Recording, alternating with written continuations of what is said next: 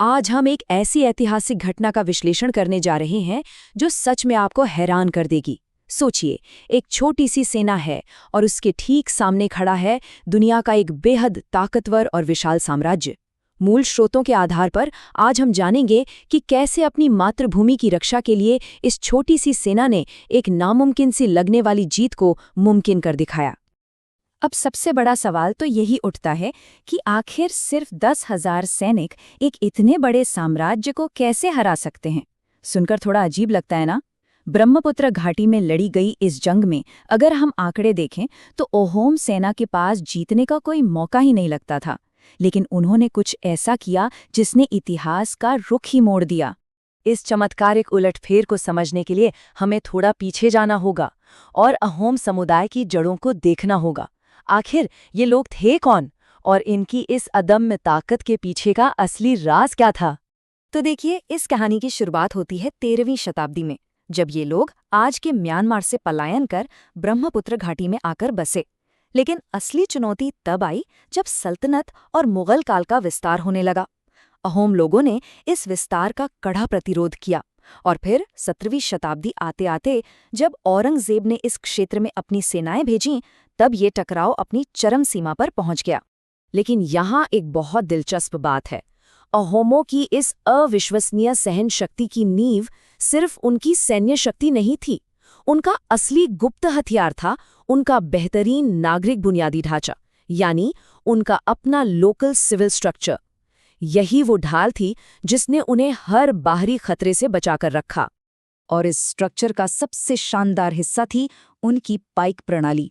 ये बिल्कुल किसी मास्टर स्ट्रोक जैसा था।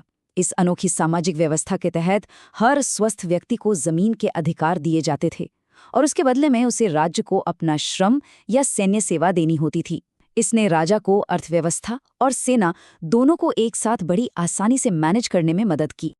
तो इसका सीधा सा मतलब क्या हुआ? इसका मतलब ये था कि बिना किसी स्थायी और खर्चीली सेना के शासक जब चाहें तुरंत एक विशाल सैन्य बल खड़ा कर सकते थे। शांति के समय यही नागरिक सड़कें और नहरें बनाते थे और जंग के समय यही लोग सैनिक बन जाते थे। है ना कमाल की रणनीति? अब इस शानदार व्यवस्था का सबसे बड़ा इम्तिहान 17वीं सदी में हुआ।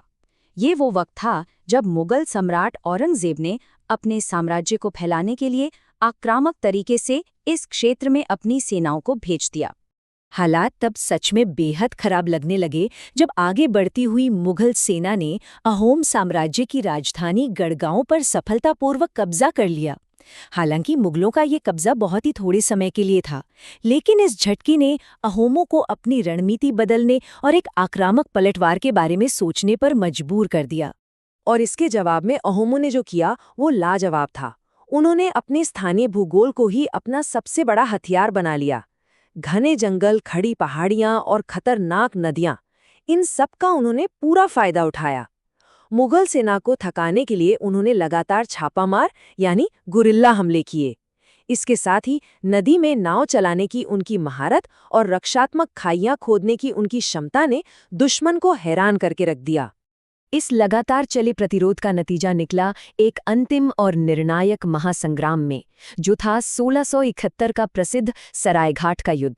ये ऐतिहासिक युद्ध वर्तमान गुवाहाटी के पास ब्रह्मपुत्र नदी की लहरों पर लड़ा गया था। अहोम सेनापति लचित बोरफुकन ने इस युद्ध में मात्र 10,000 सैनिकों की एक बेहद केंद्रित सेना का नेतृत्व किया। अगर हम सिर्फ संख्या देखें तो दुश्मन के आगे ये कुछ भी नहीं था, लेकिन इस छोटी सी सेना का हौसला और उनकी युद्ध नीति दोनों ही बेमिसाल थे, क्योंकि उनके ठीक सामने डटे थे 30,000 मुगल सैनिक। बिल्कुल 3 गुना बड़ी सेना। और सिर्फ सैनिक ही नहीं, मुगलों के पास नदी में चलने वाली नावों का एक काफी बड़ा बेड़ा भी मौजूद था। ये सच में एक बेहद कठिन परिस्थिति थी। लेकिन नतीजा क्या निकला? सैनिकों की भारी कमी और नौसैनिक नुकसान के बावजूद अहोमों ने अपनी शानदार रणनीति के दम पर एक ऐसी आश्चर्यजनक जीत हासिल की जिसने सबको चौंका दिया। मुगलों को पीछे हटने पर मजबूर होना पड़ा और अहोम साम्राज्य ने अपनी स्वतंत्रता को हमेशा के लिए सुरक्षित कर लिया। अब इस पूरी कहानी का सबसे प्रभावशाली हिस्सा सुनिए। खुद पराजित मुगल सेनापति राम सिंह ने अहोम सेना की ताकत को मानते हुए ये स्वीकार किया था कि हर असमिया सैनिक नाव चलाने, तीरंदाजी करने, खाइयां खोदने और तोपें चलाने में माहिर है। उन्होंने साफ तौर पे माना कि पूरे भारत में उन्होंने ऐसी बहुमुखी प्रतिभा कहीं और नहीं देखी। दुश्मन के सेनापति का ये बयान अहोम पराक्रम का सबसे बड़ा प्रमाण है। आज भी इस महान रक्षा की विरासत को सरायघाट युद्ध स्मारक पार्क में पत्थर और कांसे में खूबसूरती से संजोया गया है। ये स्मारक उस शक्तिशाली ऐतिहासिक कथा को जीवंत करता है, जो आज भी शान से खड़ा होकर हमें अहोम योद्धाओं के उस अदम्य साहस की याद दिलाता है। तो इस पूरे विश्लेषण से निकलकर एक बेहद ज़रूरी सवाल हमारे सामने आता है। क्या नागरिक कर्तव्य और भौगोलिक समझ के वे पुराने सिद्धांत, जिन्होंने एक छोटे से साम्राज्य को एक विशाल शक्ति से बचाया, आज के आधुनिक राष्ट्रों या संगठनों पर भी लागू हो सकते हैं? एक छोटी ताकत ने कैसे अपने संसाधनों का सही इस्तेमाल करके सबसे बड़ी चुनौती को हरा दिया, इस बारे में थोड़ा सोचिएगा ज़रूर। आज के इस विश्लेषण को हम यहीं विराम देते हैं।